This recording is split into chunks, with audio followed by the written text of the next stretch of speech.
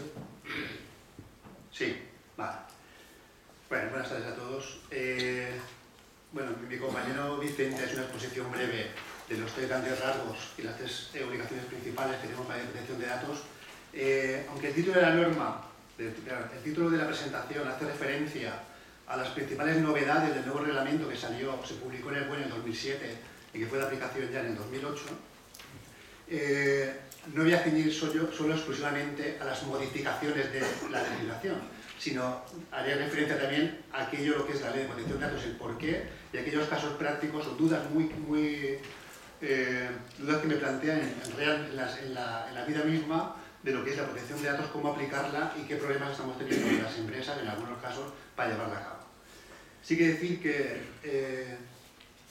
la LOPD, lo que se conoce con la LOPD, carecía, cuando salió la LOPD, de norma reglamentaria. Es decir, la ley, cuando sale en el 92, se publica el reglamento en junio del 2009. En junio del 2009 y en diciembre de ese mismo año, 2009, sale una nueva legislación de protección de datos que deroga el 92. Luego teníamos un reglamento que hablaba también de seguridad de la ley del 92 y la ley que estaba vigente era posterior al reglamento del 99. Esa ley que apareció en el año 92 carecía entonces de norma reglamentaria hasta el año 99.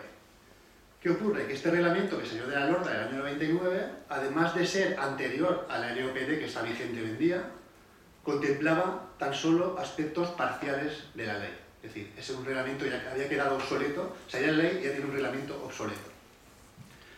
Y aparece lo que son sentencias ya del Tribunal Constitucional en el que se daba mucha importancia a lo que era la protección de datos personales. Entonces, ¿qué es un dato personal? Ya vamos a definir ya, pues hay cosas que ya de por sí de entrada la gente no lo entiende. Un dato personal o un fichero, vamos a definir lo que es un dato personal y lo que es un fichero. Un dato personal es aquel que identifica a personas físicas. Puede ser una fotografía, un DNI, un nombre y apellidos, un nombre y apellidos, un teléfono, una huella digital. Esos son datos personales, ¿vale? Ese dato personal, ese conjunto de datos personales que yo pueda tener en mis ordenadores, van a conformar lo que se denomina un fichero. Es el fichero que muchas veces confundimos fichero que vamos a escribir en la Agencia de Protección de Datos con fichero físico de lo que es un fichero físico del ordenador.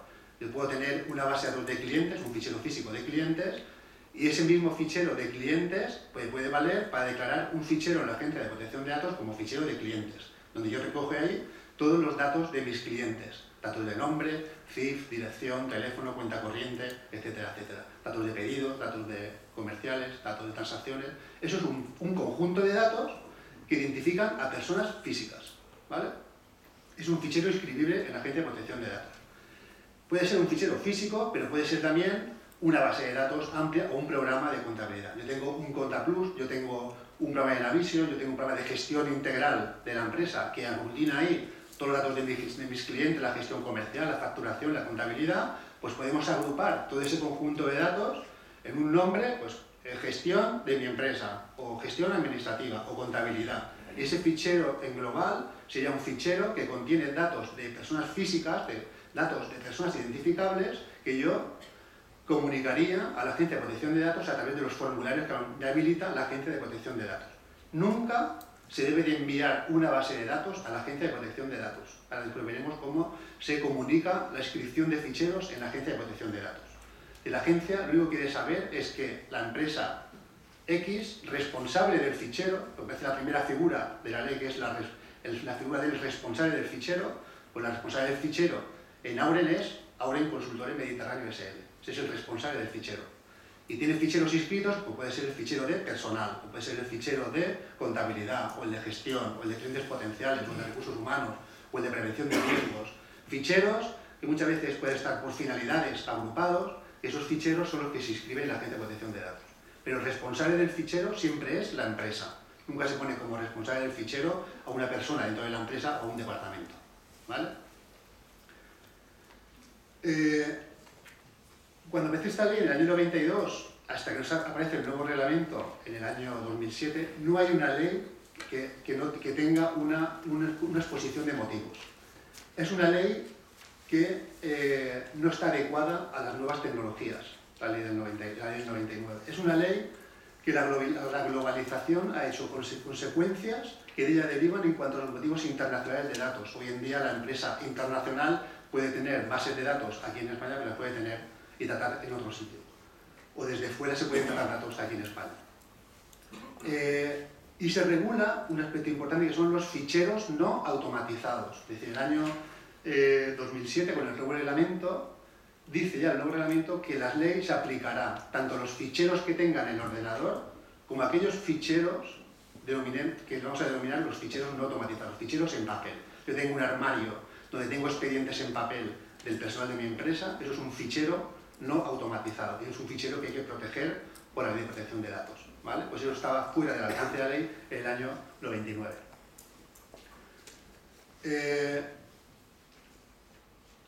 El año 99, para interpretar esa legislación y aplicarla al mundo de la empresa, pues muchas veces los consultores nos encontramos con muchas lagunas en la legislación y muchas interpretaciones.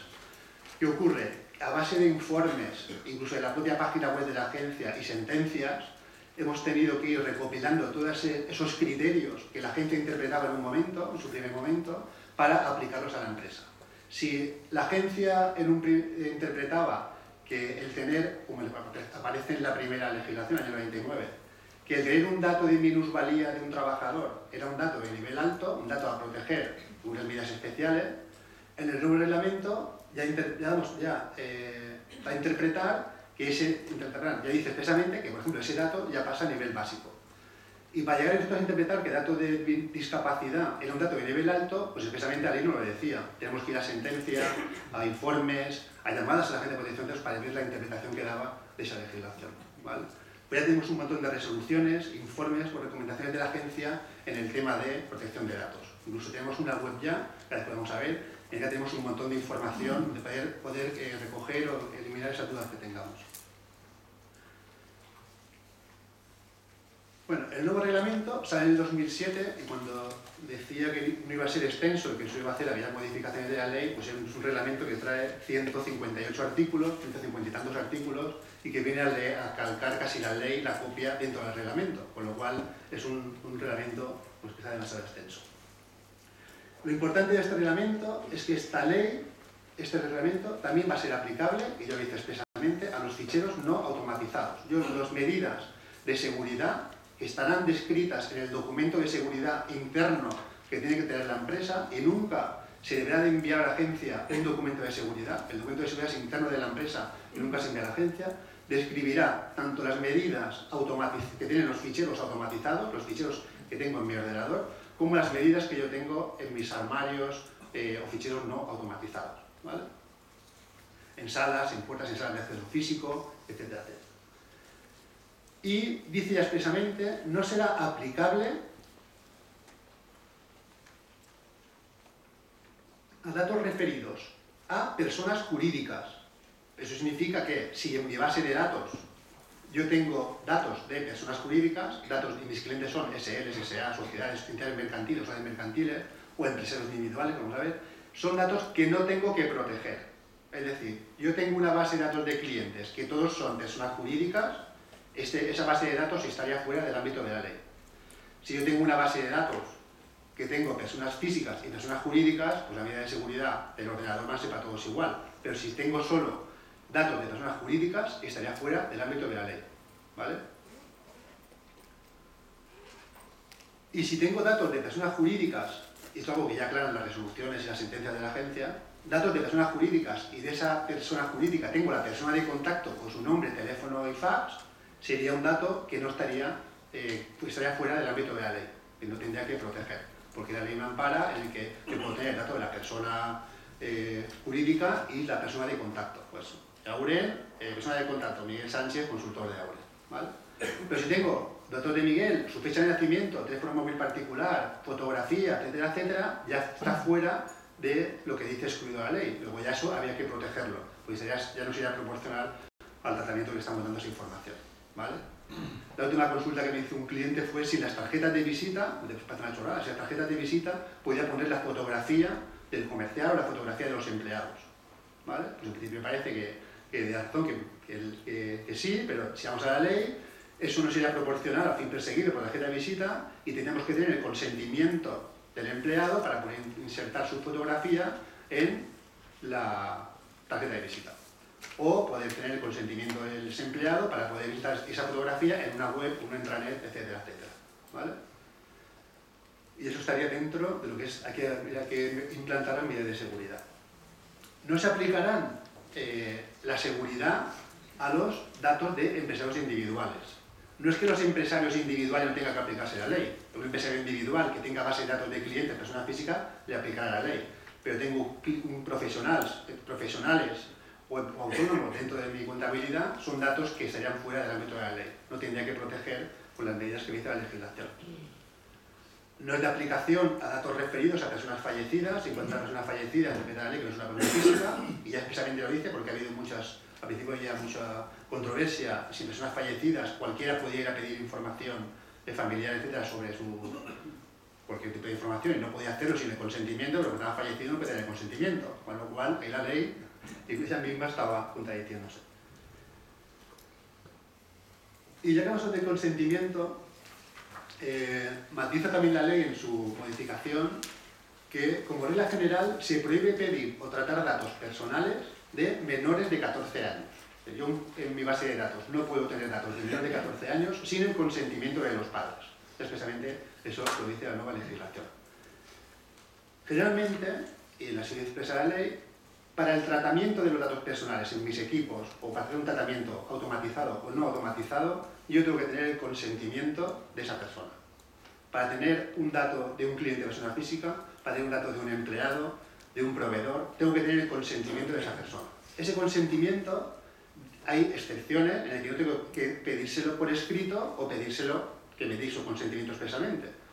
Solo en datos de salud, de afiliación sindical, en datos de vida sexual, en datos de raza, de origen racial, datos que de la ley vamos a ver que son especialmente protegidos, sí que dice expresamente que tengo que tener el consentimiento de esas personas.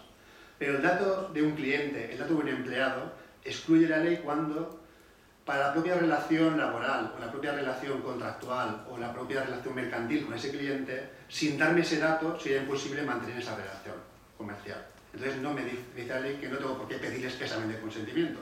Voy a contratar a un trabajador y me da su cuenta corriente, me da su DNI, su fotocopia del DNI, etcétera, etcétera. No tengo que me firme consentimiento para tratar esa información. La propia relación laboral me permite, y dice la ley que me permite que trate esa información y pueda tratarla perfectamente.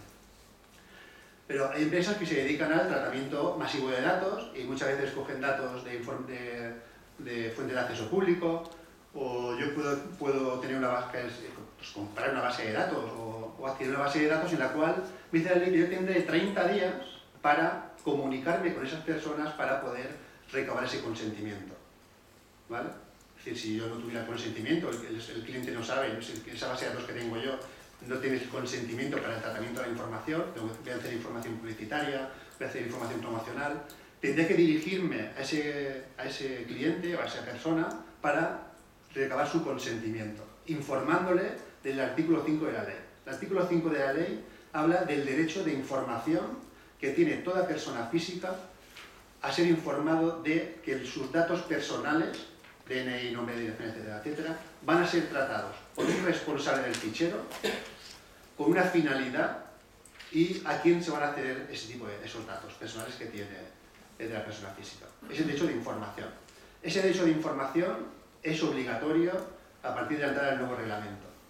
Que cuando recogemos datos personales, tenemos de informar de qué vamos a hacer con esa información. Esas son, como ha dicho mi compañero, las coletillas que vemos en los contratos. Si hacemos un contrato de reserva de un inmueble, pues en el contrato de reserva, si yo le pido los datos de personas a la persona física, tendré que decirle dónde van a ser esos datos y quién va a ser el responsable. Porque el segundo principio de la ley es el derecho que tiene toda persona física de acceso, cancelación, rectificación y oposición. A mí me han dado datos personales, yo los tengo tratados o tengo un tratamiento en mi ordenador, pero esa persona física el día de mañana puede arrepentirse de haberme dado esa información o puede querer cancelar esos datos y se puede dirigir, generalmente por escrito, al responsable del fichero, donde yo previamente le habría informado quién es, para que cancelen mis datos, los bloqueen,